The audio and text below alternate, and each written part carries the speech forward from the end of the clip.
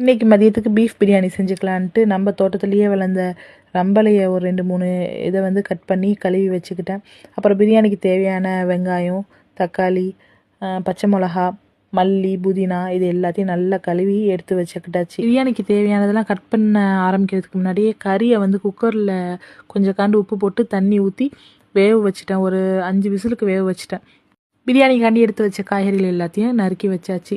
அப்புறம் ஜீரகம் 2 ஸ்பூனு, மிளகு 2 ஸ்பூனு இதை வந்து தனித்தனியாக அரைச்சி வச்சுக்கிட்டேன். சேர்த்து கூட அரைச்சிக்கிறலாம்.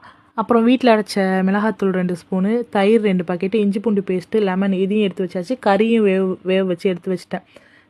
முந்திரி பருப்பும் ஒரு 10 போல் எடுத்து வச்சுட்டேன். அப்புறம் அடுப்பு பற்ற வச்சு சட்டியை வச்சு எண்ணெயை கொஞ்சம் கூடையே ஊற்றிக்கிறேன். நெய்யெலாம் நான் ஊற்றல, நார்மல் ஆயில் தான் ஊற்றிருக்கிறேன்.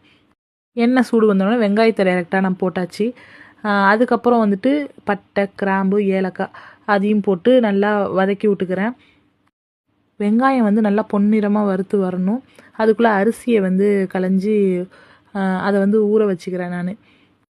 இதை நல்லா 4-5 வாட்டி கழுவி எடுத்துக்கோங்க. நான் வீட்டில் ஆக்கக்கூடிய அரிசியை தான் போட்டிருக்கிறேன். நீங்கள் வேண்டாம் பச்சரிசி வேணாலும் பிரியாணி ஆக்கக்கூடிய பச்சரிசி போட்டிங்கன்னா இன்னும் டேஸ்ட்டாக இருக்கும்.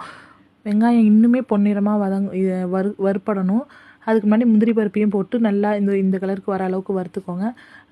அதோடு என்ன செய்யுங்க, மல்லி இலையை போட்டு நல்லா வதக்கி விட்டுறணும். ஒரு 2 செகண்டுக்கு வதக்குனா போதும், அது நல்லா மசிஞ்சிரும் உங்களுக்கு. அதுக்கப்புறம் புதினா இலையும் போட்டு நல்லா வதக்கி விட்டுக்கோங்க. அதுலேயே அது வதங்கினதுக்கப்புறம் மிளகாத்தூள் 2 ஸ்பூன் எடுத்து வச்சுருந்தோம் இல்லையா, அதையும் போட்டு நல்லா வதக்கிடணும்.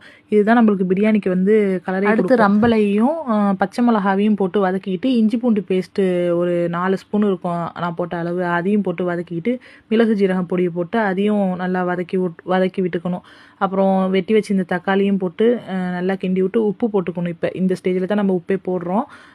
நல்லா இதை ஸ்லோ ஃப்ளேம் பண்ணிவிட்டு நல்லா மசிய விட்டுருங்க. தக்காளியை மூடி வச்சு தக்காளி நல்லா மசிஞ்சதுக்கப்புறம் தயிர் 2 பாக்கெட் எடுத்து வச்சுருந்தோம் இல்லையா, அதை ஊற்றிட்டு அதையும் ஒரு கிண்டி லைட்டாக கொதி வரணும்.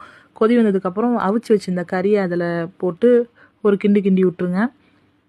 அதுக்கப்புறம் கறி அவிச்சு வச்சுருந்த தண்ணி இருக்கும் இல்லையா, அது வந்து அரிசி எவ்வளோ போட்டிருக்கோமோ அதுக்கு தகுந்தாப்போல் அளவு எடுத்து தண்ணி பத்தலைனாலும் எக்ஸ்ட்ரா வந்துட்டு நார்மல் தண்ணி எடுத்து ஊற்றிக்கிறலாம்.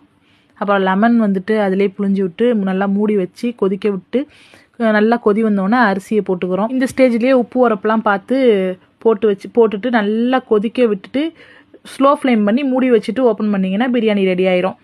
இதுக்கு தொட்டுக்கிறதுக்கு தயிர் வெங்காயம் நான் பண்ணியிருந்தேன். அப்புறம் தோட்டத்தில் உள்ள வாழை இலையை பறித்து சுட பிரியாணி அதில் வச்சு தயிர் சம்பளும் வச்சு இன்றைக்கி மதிய லஞ்சை வந்து முடிச்சாச்சு. நம்ம பேஜை ஃபாலோ பண்ணாதவங்க ஒரு ஃபாலோ மட்டும் பண்ணிக்கோங்க.